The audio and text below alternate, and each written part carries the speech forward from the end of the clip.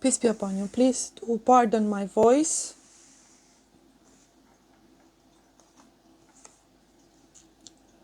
Okay.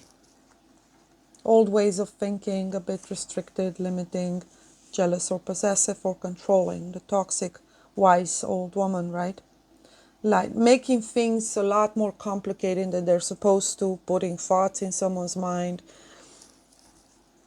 being closed off, and literally pushing people away rather than advising them. She may come under the guises of, wise advice, but in reality, she's just a bitter, lonely, old, frustrated lady.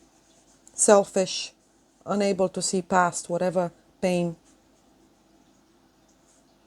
And because someone doesn't want a new beginning yet, doesn't want or cannot stand anything that's positive, lighthearted, what's that all about? Why are you going to do this? When it's a bickering energy. Is this you? Is this someone around you? Are you starting to become like that? Be wary. Not embracing anything new, especially someone who is triggered by anything that appears as joyful, positive, hopeful, just beginnings, initiations, inspired ideas. She just constantly shuts them all off. No, this cannot be. No, this cannot be. No. So old ways of thinking usually can have actually very healthy, principles and foundational. That's exactly what we need. That's why we need our, wise elderly. But here, this is just coming again. The heart makes a difference. From a very bitter heart, someone who has no concern over anyone else, she can't. She's in shadow mode. So careful about an elderly woman. If it says a feminine presence around you, this can be a mother, mother-in-law, a neighbor, or someone who presents themselves as a friend, constantly giving unrequited advice or having opinions on how you are, who you are, what you should be doing, her opinions in general. So that usually it's easy for someone to be appreciative, because it's a precious gift to hear someone else's opinion. But note if it's coming from a bitter heart. The intention makes all the difference. Never mind the advice itself, whether it's sane or whether it resonates with you, or you find it useful or not, or what you're gonna do with it, and whether it matches your opinions and views. And it doesn't matter either way. If something comes from this energy, don't accept it. It's something that aims to bring something down, to prevent, so usually dark arts wise, this is a witch energy. She does anything in her power energy wise. She's focused on breaking things apart, keeping people that are supposed to be together from one another. So therefore, putting words in their mouth, sending out those negative vibes, painting you in a terrible light, painting them in a terrible light. So this is usually because she's not even consciously aware of why she's doing it. But it's jealousy or possessiveness. This is what the toxic mother does as well. Paints this terrible picture of all other women in order for her son not to be with someone else. So judgmental, critical of anything you do is wrong, or is superficial, or is inconsistent, or you're irresponsible, or it's as if no one deserves to be happy because she's bitter and she's alone. And but guess what? Apparently, if there was an influence, toxic feminine influence here, that's why we're working on the feminine, because the damages that she's done, especially on a son or a child, whereas they made them so bitter with the world and having such a negative perspective, constantly fearful, constantly, right, judgmental and critical, has not prevented them from still finding the ability to connect, real genuine connection. So no amount of witchcraft or dark arts, whether conscious, intentional or otherwise, ill intent, right, evil eye, if you want to, evil words and thoughts and energy and vibes sent towards, or conditioning or manipulation, can keep things apart that are, or people or spirits that are meant to be together. This is the joy to the heart card. 5, 83, and 6. So 11 2. Getting together with friends. This is possibly getting to speak again with someone from your past and meeting new people while you're at it. So I feel like both things can happen at the same time. So it's either you returning to, I don't know, maybe there's a high school gathering and you see old and new, and it's just beautiful, right? Everything just clicks in together. It's like you see your life right in front of your eyes, both past, present, and future. And the present moment is absolutely beautiful, serene, harmonious. You went through a lot and you absolutely deserve this. So I don't see it as an actual new experience altogether. There's something that ties in the past and your healing of said past, or healing of said relationships and childhood trauma that prevented you from living life to your fullest and literally flying or breaking away from a very toxic feminine influence. So mommy issues for everyone here. Falsehood, you see it? The jealous feminine. Yeah. I try to turn you probably into the same bitter, jealous feminine. Or if you're a brother, you have this perspective on feminines overall, but you kept strong, you held strong. It did. You could be grateful to her because it did lead you to developing, as I was saying, those very healthy principles, whereas you can stand by something, you can carry something through all the way through.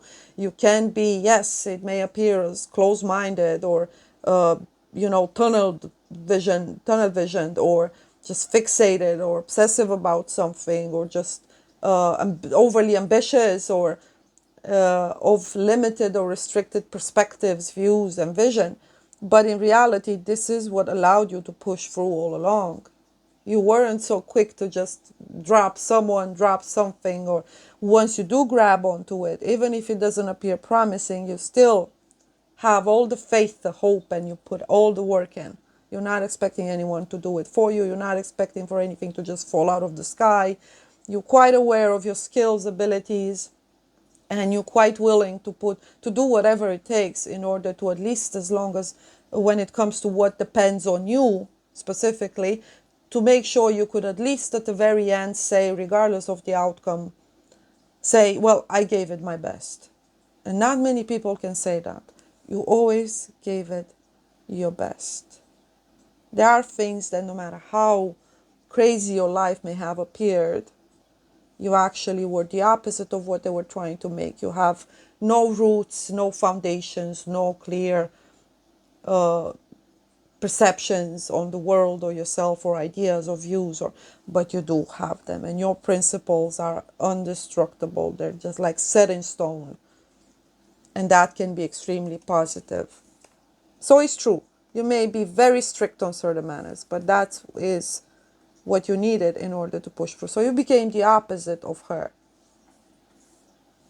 You don't believe in failure or success. All you believe in is work, presence, and real, genuine effort. The baby and the sick. So, constantly being told, you don't have what it takes, you will never fly, you will never make anything of yourself. May even be true, depending on what she may have meant by making something of yourself here. And by the looks of it, it may appear, well, you haven't built much. Yes, you have. Well, that pillar, well, that's more than what she built, right? So, and it's true. It's genuine. It's in your face. It's transparent. Your life is as clear as water. You can literally mirror, and anyone who mirrors themselves in this would only see beautiful attributes and qualities, right? Moral set of values that, is that the right expression? Sorry, I'm mixing up languages. That anyone that is ready or willing can easily embrace just by being inspired by not what you've achieved practical wise or the outcome itself, but by how you hang in there despite all odds, against all odds, perhaps even because of the odds. So someone who's been dealt a terrible hand of cards here right from the get-go in your crib, you're standing strong.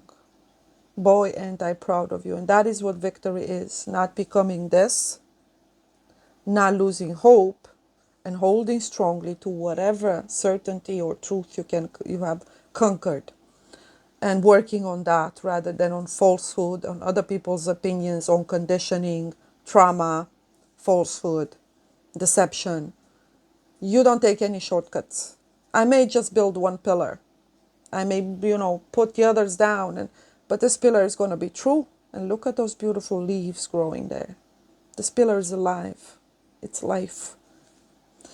Anybody would be honored and blessed to just encounter you for one moment, or just witness your presence, just as proof of, someone like you existing, and therefore being a testimony, a tangible testimony of human spirit and the strength that it can muster in faith, in truth. And so it's kind of strengthening all of those beautiful values that we're all struggling to slowly and surely integrate and accept into our lives, and start practicing, right, and building upon the new world. So there are so many things that were working against you, despite you not having everything it takes, even health-wise here. Not being provided the initial nourishment. This was also a child that was not breastfed, was not held, nor loved, nor cherished, nor wanted, nor cared for. It was a burden on this feminine. Joy. One more card for you, beloved. Oh, you see? You're growing wings. I'm really proud of you. I knew this spark of souls that I'm connected with here are special. And boy, you are. Despite everything against you, look at what's coming. Being able to just live in the moment. Even though so much was working against you. You just hang in there. Kept on going. Resilience, faith, real strength. Brothers,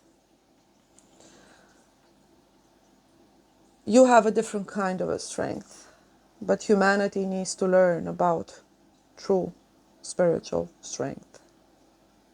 And the sisters that made it are here to teach us about it. The other ones can just go flock off because they're part of the old world. Blessings. Love you. Shalom.